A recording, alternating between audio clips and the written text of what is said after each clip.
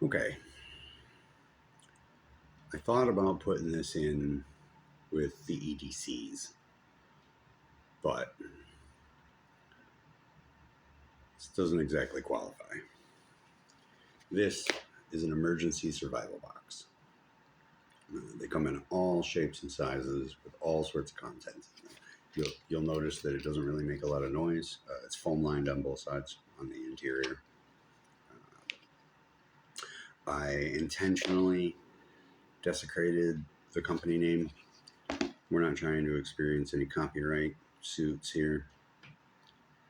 I would love to plug the company. I've used several of their products and purchased this on a whim towards the end of my money because survival is important, and I realized I didn't have an emergency box.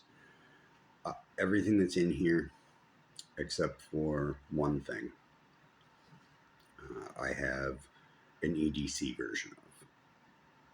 But in a pinch, it's good to have something that you can just pull out and be like, hey, here we go. You'll see.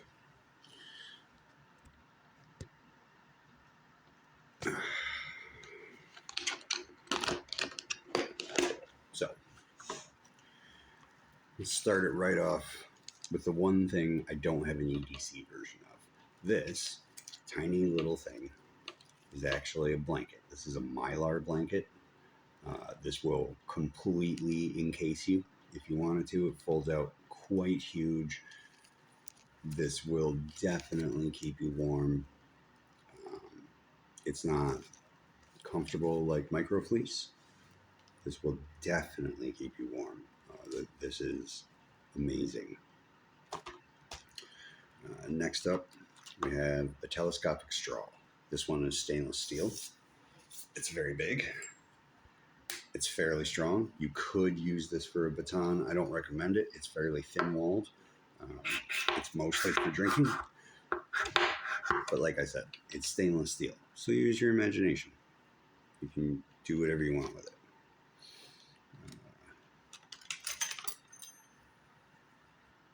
A big boy size striker with finger grip so that you can get a good grip on it. And I have it tethered with a lanyard to the striker, which has a bottle opener. You must think if we're survivalists that we're alcoholics, I guess. Most people will tell you to use a flat surface like this, a hard 90-degree edge to produce a spark. But look at that. That is actually the strike surface right here. So the toothy version will actually do you better. It's always good to be able to start a fire. This is a single cell tack light. It means it takes one battery. This one runs on a AA. Actually, my everyday tack light is also single cell. It's good to be consistent. It's good to be simple. This is 3-mode. This has low beam, high beam, and a strobe. This is one of the most versatile items. This is a paracord bracelet, and the buckle is multifunctional. This paracord is 550. 550 is indicative of how much weight one strand of this can hold well. So if you doubled it up and pulled it tight, you can hold 1,100 pounds with it. That's a half a ton. Little tiny cords, just like this one. So if we do it single, just like that, that'll hold over 500 pounds. If you double it like that, that'll hold a half a ton. Ranger cord is amazing. I also put an analog watch face on this because you can use it for a reflective surface. Also, it's incandescent, so you just pop a little light onto it and then you can see what time it is in the dark. Also, there's a compass and an emergency whistle. These are very loud. I couldn't believe I blew this one in the store and regretted that instantly and apologized to the customer base. There's a reflective surface on here for signaling, and inside you'll see that there's another ferrule rod and another serrated strike surface. I don't know why they make them serrated or why they don't make them all serrated, but the toothy one is better for creating a strike. Also, this is a serrated blade. That's why I said serrated, because it's also a blade. It's very functional. The watch face did not come with the kit. This did. These are mine. I keep them in here because I have a multi-tool, so I don't really need these, but I have a very strong brass key that I can use as like a box cutter, open stuff, leverage. Good old-fashioned can and bottle opener. This used to be a key, and then I welded it with a flathead screwdriver tip. So now it's a flathead screwdriver because you never know. This is not necessary for survival. This was given to me by an MP friend of mine, and well, I'm sentimental. I don't know if I'm ever going to use this, but this is actually the SIM tray key for cell phones. I just didn't have the heart to throw it away. This garrote looking thing is actually a saw. It extends all the way out. It's got two little finger holes. They're actually large, smooth key rings, and you can cut wood with it. This is my old beat up cane. It's old and beat up, just like its owner, which is fine. The hook on the cane actually came out like this. I like everything that I have to be tactical, so I broke in my Garrett saw right here, cut off this much of it, and as you can see, the cut is pretty smooth, no splinters. It took me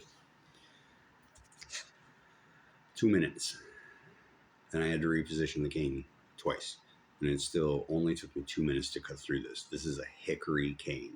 This is not easy to break. It's very dense. It's very strong.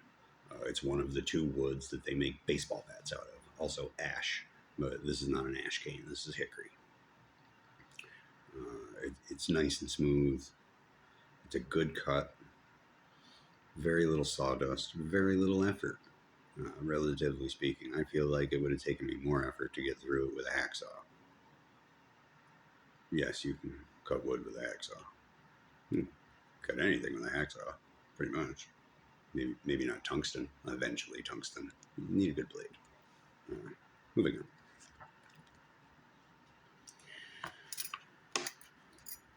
This is a seam ripper.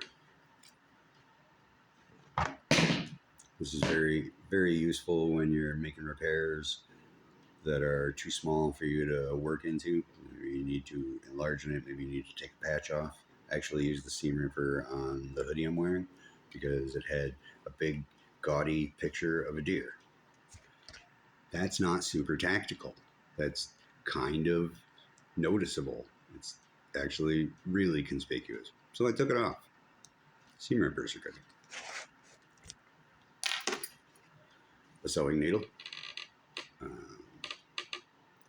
ran out of thread. I will be replacing the thread in my kit. This is actually a leather needle. That's why it's so big. I'm visually impaired, which is why I wear glasses. I don't wear glasses. I use magnifiers, but it's easy for me to thread this. I did sharpen the tip down on this so that it's finer, so it doesn't produce such a large hole in the beginning of the puncture.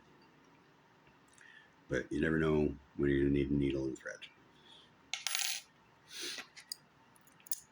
A can opener.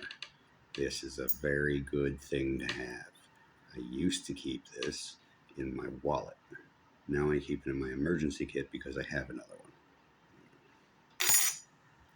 Keep a couple of straps of nylon in here. These are actually the wrist straps for the watch face that I put on the emergency bracelet. And last but not least, I love sporks. I don't know why I love sporks. I love sporks. This is my favorite spork. It's stainless steel. It's not super sharp. I'm not going to stab myself when I put it in my mouth. It's got a decent cradle, so soup is definitely on the table here. You're not going to be able to twirl pasta with it, but you'll be able to hold down your meat while you cut it. You'll notice that it's got some weird cutouts in it. Well, they're not totally weird. The handle actually comes off to reveal other tools. This is ergonomic so that you can hold on to it and hold it in knife form. And it actually feels pretty good. And to be honest with you, I like this better than folding knives because it's full tang. And that's the only reason I like it, is because it's full tang. Full tang is so much stronger. Folding knives, when they fail, they fold. You know what happens when they fold because they failed? You cut yourself. I don't like when knives fail. This is not my favorite knife. I used to keep this in my survival box. It is now my EDC. It is not because it's my favorite. It's because it's inconspicuous. This is my go-to. I call it Nameless.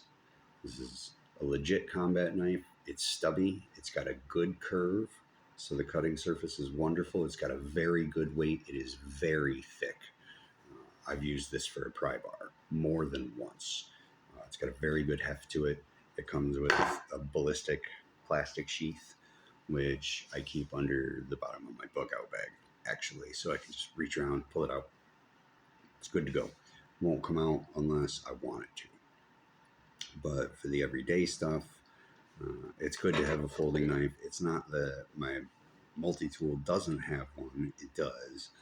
This is just easier access. Plus, it's got a glass breaker and a strap cutter, which I don't have on easy access on my multi-tool. So you're always trying to think form follows function. If you're going to be outdoors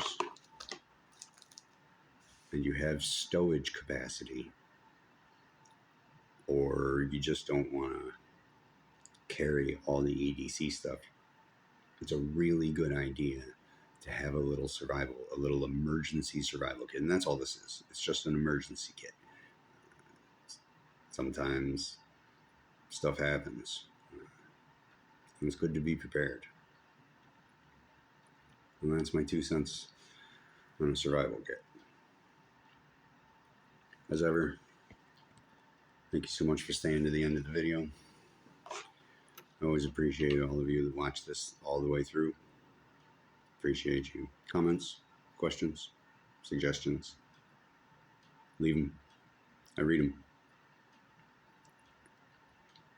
And stay safe. Stay good. Help each other. Never forget to help each other. We all know that's what we're supposed to do. Lead by example. If you see someone that needs help and you think, oh, someone will come along, I would like to remind you, you are the one that came along.